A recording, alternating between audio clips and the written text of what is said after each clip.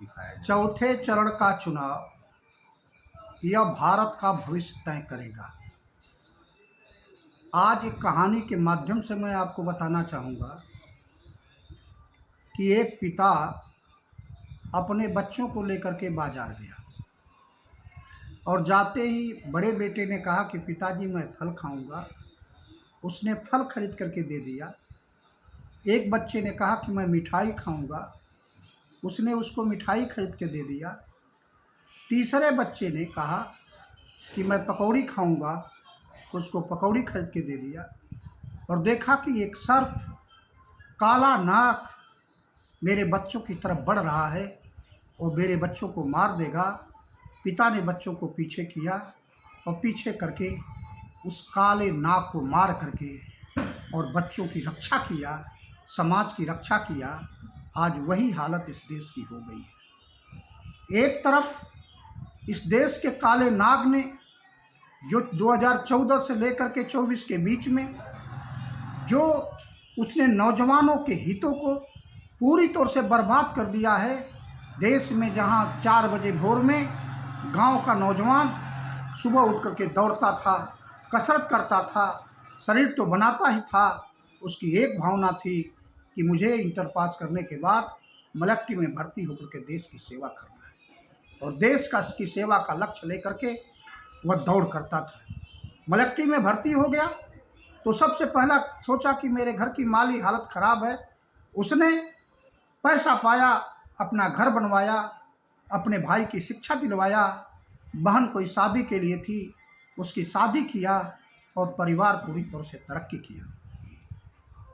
मोदी ने जो देश के प्रधानमंत्री हैं उन्होंने उन नौजवानों के सपने को एक काले नाग की तरह डस लिया और जो सेना में भर्ती होने वाले नौजवान दो दौड़ लगा रहे थे, शरीर बना रहे थे, वह अग्निवीर योजना चला करके नौजवानों को पूरी तौर से बर्बाद हुआ।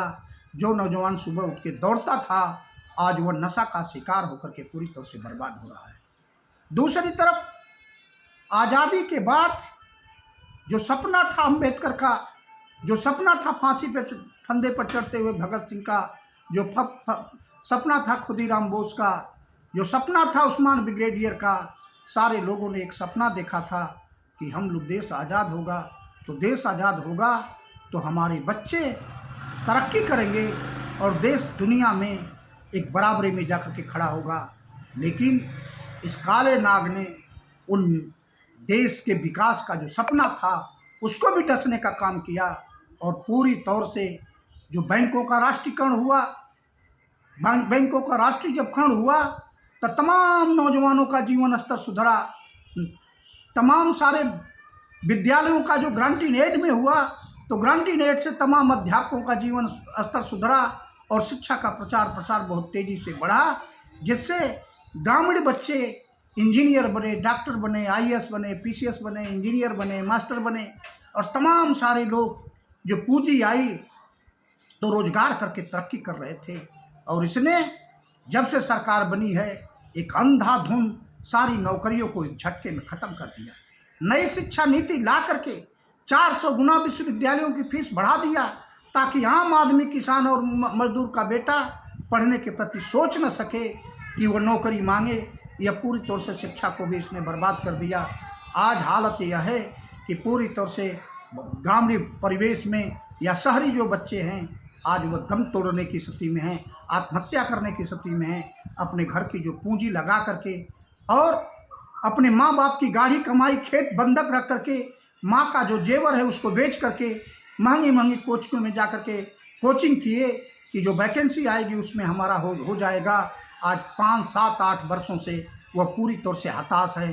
कितने सारे नौजवानों ने छत पर से कूद के आत्महत्या कर दिया या नदी में कूद करके आत्महत्या कर दिया। आज अपने माँ बाप के सपनों को पूरी तरह से तोड़ दिया है।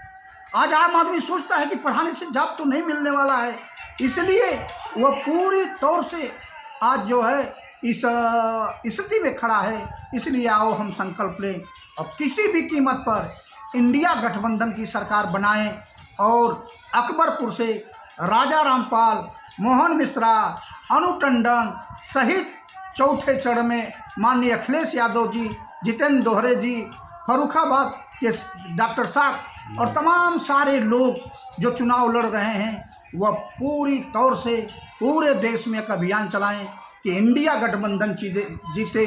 भारत का संविधान जो डॉक्टर भीमराव अम्बेडकर ने अपने 4 बच्चों की बलि चढ़ा करके और देश के संविधान को बनाया था, आज उस संविधान की रक्षा के लिए आओ हम सब संकल्प लें। संविधान रहेगा तभी हम रहेंगे, संविधान रहेगा तो नौजवान रहेगा, संविधान रहेगा तब किसान रहेगा, संविधान रहेगा तो शिक्षा रहेगी, संविधान रहेगा तब संपत्ति का अधिकार होगा, संविधान रहेगा तब न्याय का अधिकार होगा।